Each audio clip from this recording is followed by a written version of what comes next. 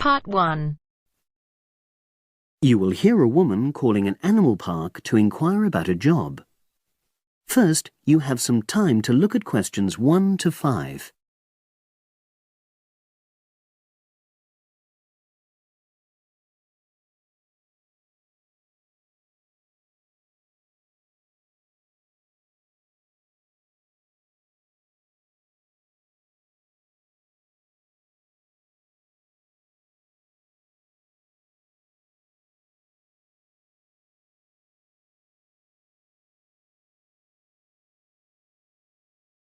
Now we shall begin. You should answer the questions as you listen, because you will not hear the recording a second time. Listen carefully and answer questions 1 to 5.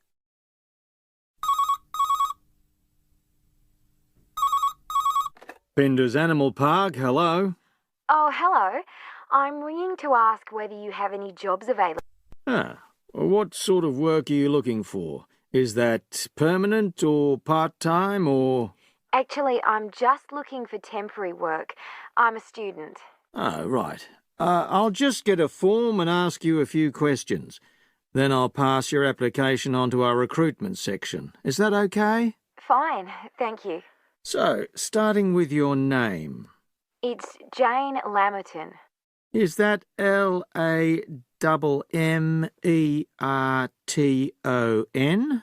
There's only one M in it. Oh, right. And your address? It's 42 West Lane. Right. And is that in Exeter? Yes. Okay. And can you give me your mobile phone number? 07792 430 921. Right. Now, the next thing is, when are you available to start work? I finish college on the 8th of June.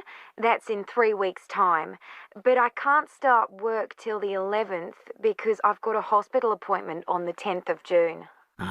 No problem. Now, I need to ask you a few questions about the type of job that might be suitable. Do you have any particular kind of work in mind?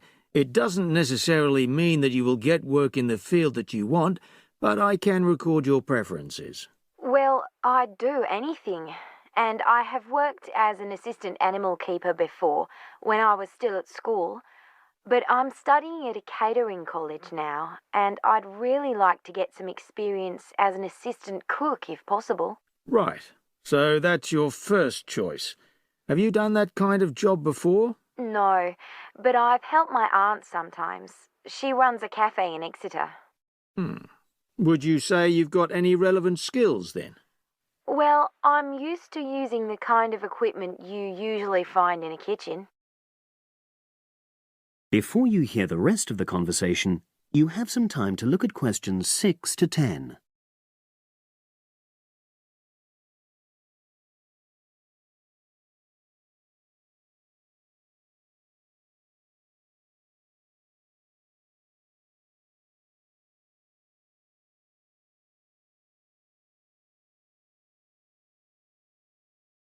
Now listen and answer questions 6 to 10.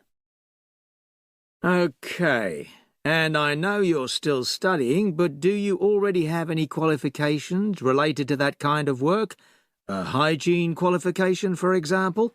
I haven't, no, but I've got a certificate in food handling. I did it before I decided to become a full-time student. Fine. Okay. That means you wouldn't need any specific training if you did get the kind of work you wanted. But you'd have to do a short course on first aid. All our new employees do that. It just takes half a day, and most people find it generally useful. Oh, yes, I'm sure it is. Well, that's about it, really. Just one last thing. Can you give me the name of someone who would give you a reference, like a previous employer or... Oh, yes. You can put Dr. Ruth Price. Okay. Is that one of your college lecturers? She's my college tutor. She's known me for over 2 years, and I'm sure she wouldn't mind. In fact, she's given me a reference before. Fine. We'd probably contact her by phone. Do you happen to know her number? I've got it on my phone, yes. It's 0208 685 114. That's a landline. Good.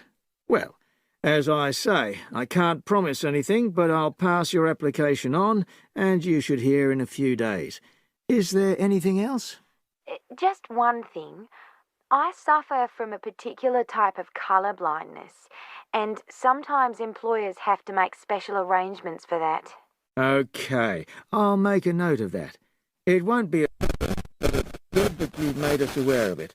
You can provide us with more details if you're offered a job. Okay. Thanks very much. Bye. Bye. That is the end of part 1.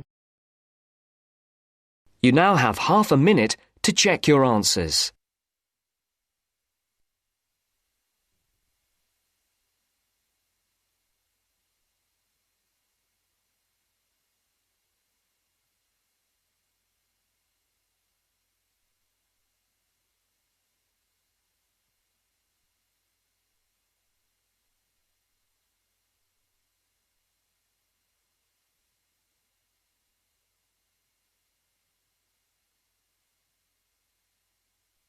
Now turns to part 2. Part 2. You will hear 2 engineering students, a woman in her 6th year called Linda and a man in his 5th year called Matthew, discussing the benefits of student work placements. First, you have some time to look at questions 11 to 16.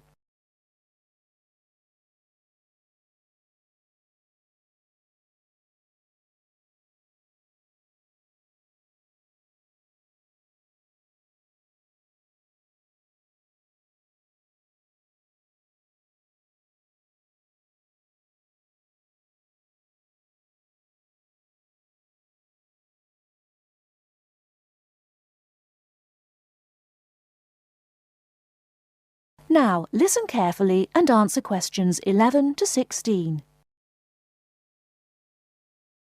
Hi, Linda. Can you spare a few minutes? Hello, Matthew. No problem. I just wanted to talk to you about temporary work placements. I've never really thought there was a good reason for doing one. I've got some savings, so I don't really need the money at the moment. But I've had an email from the university about a vacancy that looks quite interesting. You did a placement last year, didn't you? I did, yes. In my case, I wanted to find out if I was making the right career choice before I began applying for permanent jobs. I thought I wanted to work in car manufacturing, but I wasn't sure, so I applied to Toyota. What was the application process like? Lengthy. There were a lot of different parts to it. The dullest one was a psychometric test. You know, when you have to answer loads of questions about yourself. And you're trying to guess what's the best thing to say. Yes. Then there was an activity that we did in groups, which I found really fascinating. Engineers are renowned for being a bit unsociable, but I thought we made a great team. And we had an individual task too. We had to sort through various business documents and prioritize them. It was just like what you have to do as a student, really, just with different content. What exactly were you doing on the placement? I was helping to design some diagnostic software to identify any waste in the car assembly process. Do you mean waste of materials? No, time. Anything that can speed the process up helps to cut costs. How did the work placement compare to being a student? Was it hard work? Yes, it was. I'd had full-time work before. I've done various unskilled jobs during university holidays, and some of those involve long hours. So I thought I'd find it easy. I was wrong, though. I think when you're on placement, you're always trying to prove yourself. So you push yourself hard to succeed? Yes. But I got a lot of support from my employers. They were always helpful. And then, at the end of the placement, I was given formal feedback. Do you mean on your engineering ability? Well, no. I didn't really need that because we had team meetings every other day. And so I had the chance to discuss technical issues and ask about anything that wasn't clear. The evaluation was about general workplace things, like organizational ability, initiative, that sort of thing. I get the impression you think you benefited from the placement. Well, the best thing is that they've offered me a job for next year. Depending on my exam results, of course, but still. A permanent one? Yes. But apart from that, I learned so much. The industrial environment was much more demanding than the academic one, so my general skills improved, like time management, meeting deadlines. And on the technical side, I learned new software packages, like MS Project. Well, I think you've convinced me that work placements are worthwhile, but while you're here, can you give me advice on something else? Before you hear the rest of the talk, you have some time to look at questions 17 to 20.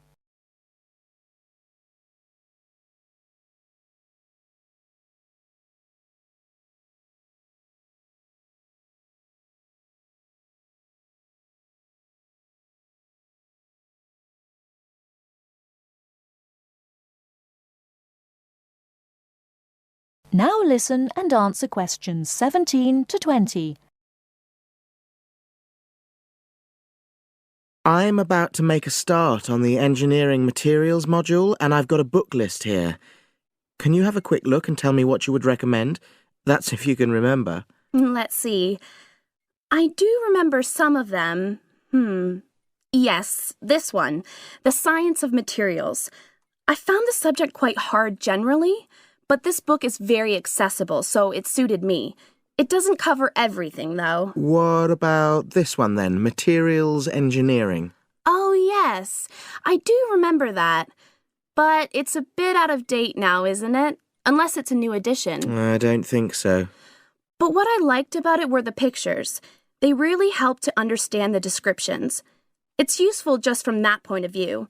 Let's see, what else? Oh, yes, that one there, Engineering Basics. I think out of all these, that's got the widest coverage. But I've looked at the contents page and it hardly mentions nanotechnology. Yes, you're right. The Evolution of Materials does, though. It's a recent publication, so it covers all the latest developments. It's a bit thin on the 1960s, though, and that decade was quite important. Well, it sounds as if they all complement each other in some ways. I don't suppose you can lend me... That is the end of part 2. You now have half a minute to check your answers.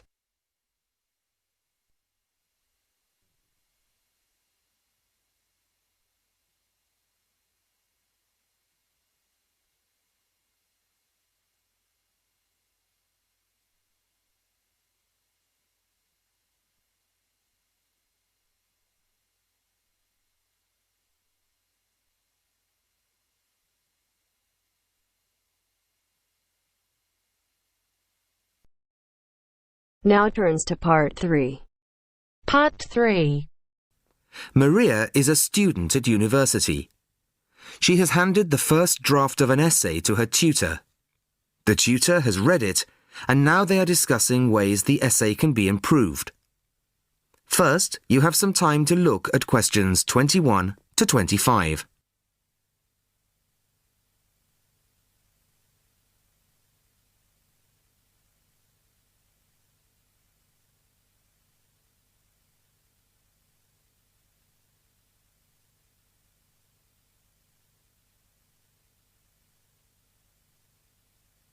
Listen carefully to the first part of the conversation and answer questions 21 to 25. Well, Maria, I have to say I was quite impressed by your essay. It's a big improvement on the last one. Really? I'm glad. I put a lot more work into this one. I really spent ages on it. And it shows. You've addressed most of the problems I pointed out last time. In particular, the style and language are much more appropriate for an academic essay. So that aspect is okay? Absolutely. If you carry on like this, you shouldn't have any significant problems in that department. That's a relief. I've been quite worried about that, although I've been reading a lot of other essays to try to get the right style. Well, I'd say you've been successful. There are just one or two minor things you could look at. Your punctuation's quite basic. It's really just full stops and commas. And parentheses. Brackets? Yes, brackets if you prefer. In academic writing, these are best used only occasionally, if at all. You use them rather too often. Okay, I see. And I'm sorry to mention it, but your spelling. I know. But I'm working on a foreign computer. The spell checker doesn't work for English. Are you sure? Have you tried changing the setting to English? No, I haven't. Well, I should see if that's possible. I haven't marked you down this time, but, well, some of my colleagues are a bit old-fashioned about spelling.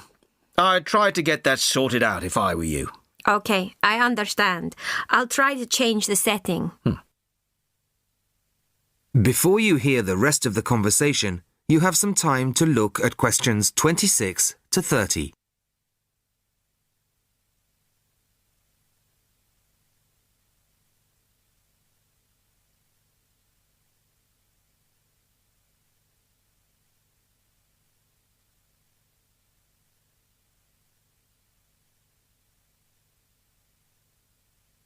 Now listen and answer questions 26 to 30.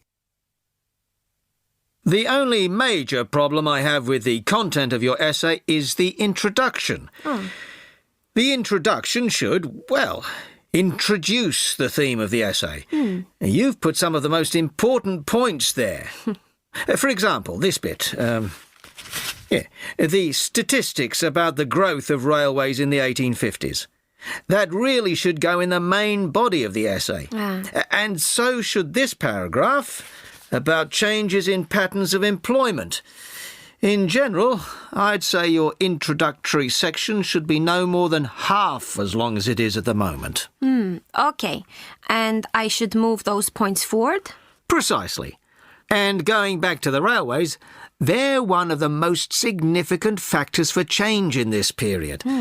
But apart from those statistics in the introduction, you only briefly mention them. I'd like to see a lot more on that, and the influence the expansion of the railways had on patterns of social and economic behaviour. You mean how with the railways people could travel to find work and could meet people from other areas? Exactly. Then in the midsection, well, it's not a big thing, but this quotation from the Times. You think it's too long?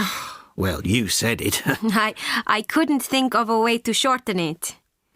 Do you think it's really necessary? You mean I could just get rid of it? Yes. You've already made the point and backed it up with other evidence. The quotation's redundant, really. Okay. Well, that'll be easy. There were various other minor points, which I've noted in the margins. You can look at those later. But moving forward to the end here, I wasn't quite sure what this meant. The final paragraph? Yes. Are you saying that, on the whole, the changes of the mid-19th century tended to improve the lives of ordinary people or not? It's not very clear. It's not? No, it isn't. I'd add a few lines clarifying your position. Okay. When do you want the final draft? No, the end of term will be fine. But there was just one other thing, the bibliography. Did you really read all these books? No. Just the books you actually consulted will be fine. You don't need to include everything ever published on the subject. Right. Okay. Thanks. Bye. Goodbye. That is the end of part 3. You now have half a minute to check your answers.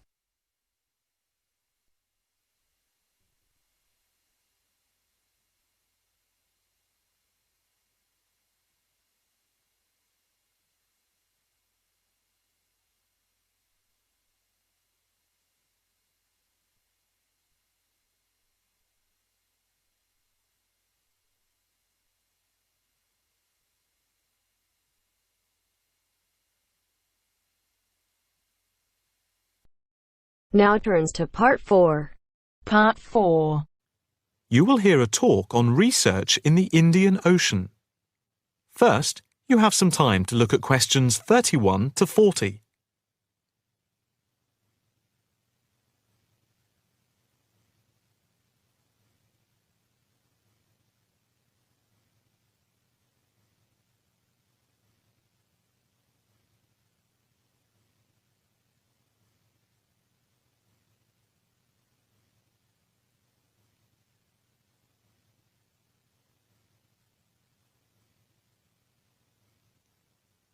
Now listen carefully and answer questions 31 to 40.